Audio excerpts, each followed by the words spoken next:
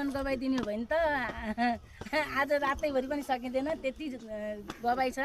म छोटो दिन्छु। म चाहिँ एउटा है धेरै बिमारी भएर एकदम दुःख र कष्ट पाएको व्यक्ति हुँ।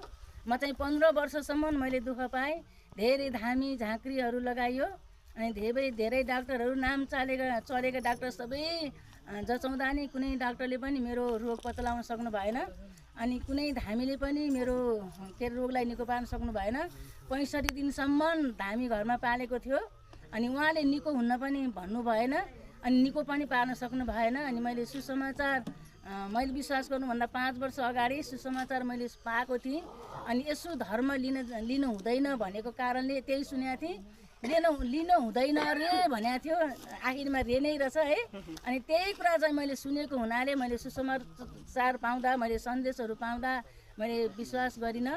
अनि जब मलाई चाहिँ धेरै दुःख पर्यो, कष्ट पर्यो अनि म चाहिँ धेरै नै थला परेँ। अनि दिनको 6-7 चोटि चाहिँ थाम सार्ने गरेको थियो।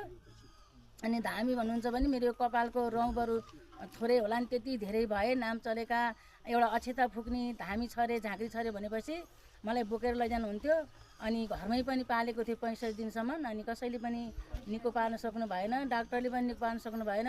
अनि जब म चाहिँ एउटा आँगन लास लडाएर राखेको बेलामा चाहिँ नि उता जनकाल पुग्नु भएको छ मेरो श्रीमान।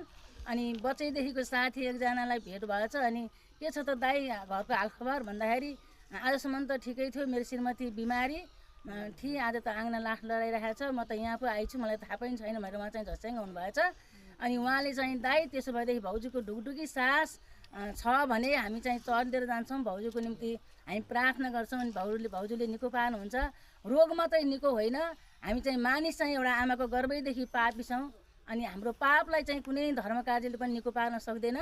अनि हाम्रो पापलाई क्षमा गर्नको निम्ति चाहिँ एउटै परमेश्वर चाहिँ यो संसारमा आउनुभएछ, येशू ख्रीष्ट। उहाँलाई विश्वास गर्नुहोस् अनि पापको रोग पनि निको हुन्छ अनि आत्माको रोग, शरीरको रोग सबै